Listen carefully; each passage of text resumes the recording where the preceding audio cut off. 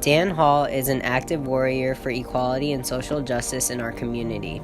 Through decades of work as a lawyer and asset manager and as a board member of the Palm Beach County Human Rights Council, Dan ensures that the rights of LGBTQ plus citizens in our community are front and center in elections and in our courthouses. Born in Pittsburgh and raised in McLean, Virginia, Dan knew he was gay by the time he was 12. After finishing law school at Washington and Lee University in 1969, he moved back to the nation's capital to start his career. Dan knew that being an out gay man in Washington circles at that time would negatively impact his livelihood. He heard stories about men and women who were outed, shunned, and disgraced for being gay, and expressing your sexuality at that time could seriously impact your employment. Not having a wife was damaging for young professionals looking for or keeping their jobs. Dan knew other people who were gay, but married out of necessity. He said you had to hide yourself, and doing so caused a lot of internal stress. Intent on having a fulfilling and prosperous career, Dan married and began a family. He became a father to 3 children, Lauren, James, and Allison. Dan and his family moved to Palm Beach County in 1976, where he began work in asset management and trust administration at Bessemer Trust. As his children grew, Dan knew that he could no longer hide from his true self. He attended marriage counseling with his wife, and they determined it was best to separate and divorce. When I asked Dan for his coming out story, he said he didn't open up all at once. All along. Mm-hmm. But I always thought to myself, well, Jiminy Christmas, I can handle this. It's just a little part of me, and I remember thinking to myself, just go with the flow and you'll work it out. Or I really didn't come out at any one time. It wasn't like one day I said, I'm out today. But I was over in London, and there was a gay pride day over in London, and I was watching the parade, and I thought to myself, well, what the hell, why don't I get in the parade? And that was kind of the day I thought to myself, here I am, and this is the new me. But this was after I was divorced. And I had really known that I was gay from the time I was about 12. And, in that period of time, that was against the law. And if you told somebody, you'd probably never hear from them again. And so, I went through all the college and high school, thinking about gay stuff, but I'm not really doing much about it. I'd have little affairs, with guys and stuff. But as time went on, I got married and we had children. Dan was always politically oriented, so it was natural that he would connect with the Palm Beach County Human Rights Council, a political action association organized to raise awareness and promote equality. As a board member, Dan has seen a shift in how politicians respond to the HRC and how he and the organization made progress over the past 30 years. When I was growing up, if you were gay, it was a curse. Especially for a politician, for God's sake. And so I just decided that I would work as hard as I could for gay issues, and I've always done that. And we have a thing here you probably know about. It's called the Palm Beach County Human Rights Council, and I've been the treasurer of that for like 25 years. And it's, we really do spend a lot of time and money supporting people who will be helpful to us.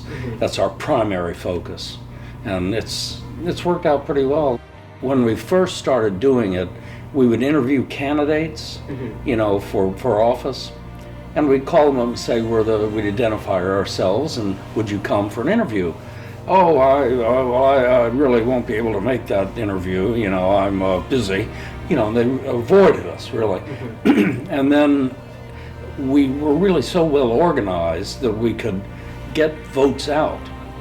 And we, went to work trying to continue doing that.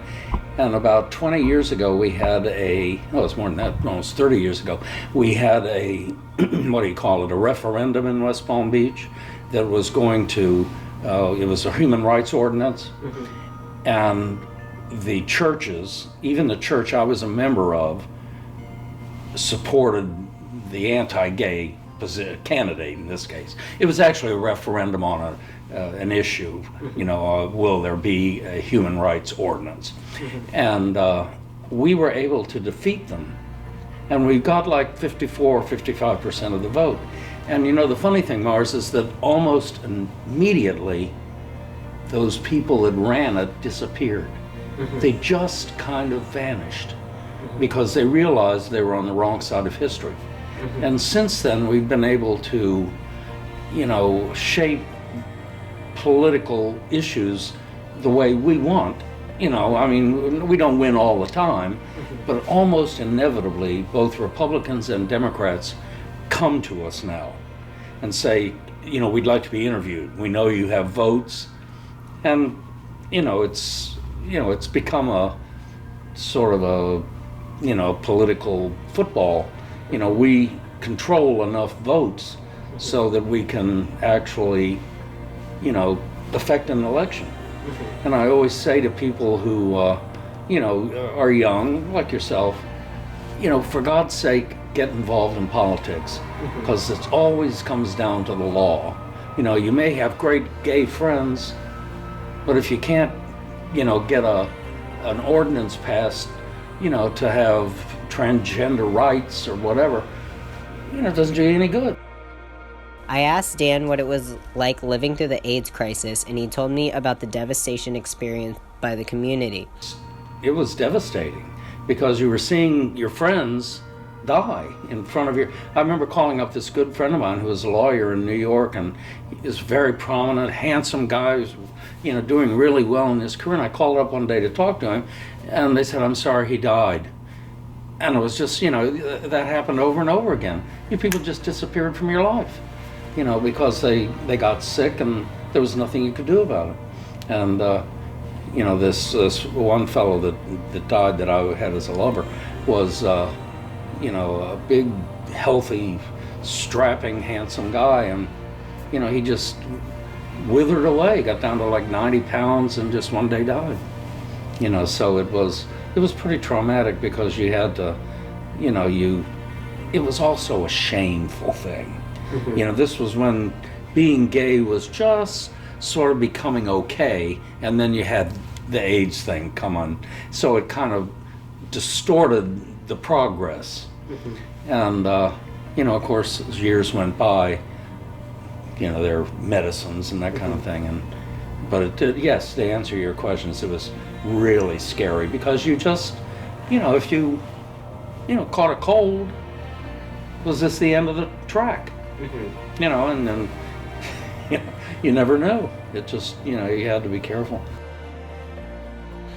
Dan has great respect for all of those who collectively stood front and center or fought hard behind the scenes for equality.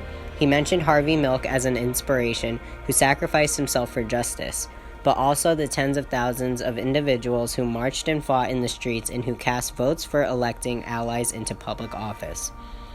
Dan always tells young people like me, the fight is never over. For God's sake, get involved politically.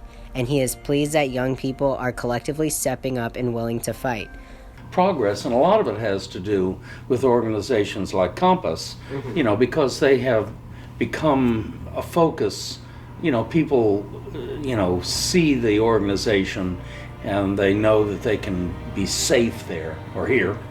And, it's just worked out, I think, to the benefit of, millions of people. And, particularly people in your age group, you're benefiting from the battles that, some people had to fight much more than I ever did. But my work was just primarily in politics to make sure that gay-friendly candidates or gay candidates, got on the ballot and, were able to work for us. It's still a fight. It was just a few years ago, and there's no doubt I think the problem was that the AIDS epidemic was about a 20-year slowdown. It just made it difficult for people to, to explain, well, I'm gay, and they say, well, you've got that disease and you deserve it. you know, and we had to get over that. And that was, and how old are you? I'm 18. 18. So, I mean, there's 50 years difference between us. And, you know, it's that difference just really expanded over the past 20 years or so. And, you know, God bless people like you who can take care of it, you know, and preserve the progress, you know. You know, you don't want to let, you know, the negative forces get back out of their cage. You know what I mean? Although we may have great friends in political office, in order to succeed in our fight for equality and to ensure that the rights we have aren't taken away, we must get out there and vote and get others to vote. Dan does that as much as he can. Get involved, stay alert, and stay active. The law and our lawmakers are the front line for our rights, and we must all fight for equality and ensure we do not lose the freedoms we've already won. I've asked Dan what advice he'd give my generation, and he told me, I think my advice to you is be assertive. You know, don't take any bullshit from anybody. You know, now that you've got the ability to identify yourself as you want to identify, or, you know, to do things in a gay community, for God's sake, keep doing it. You know, don't ever don't let your foot off the accelerator, because, you know, that there are a lot of people out there that would love, you know, to take advantage of our, you know, reluctance to make sure we're accepted.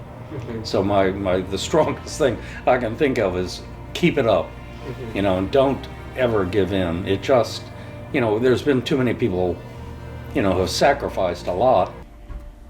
Dan, thank you for your dedication and commitment to our community, and for not only campaigning for justice and equal rights for all, but for inspiring and encouraging young activists with the Human Rights Council's Daniel S. Hall Social Justice Award.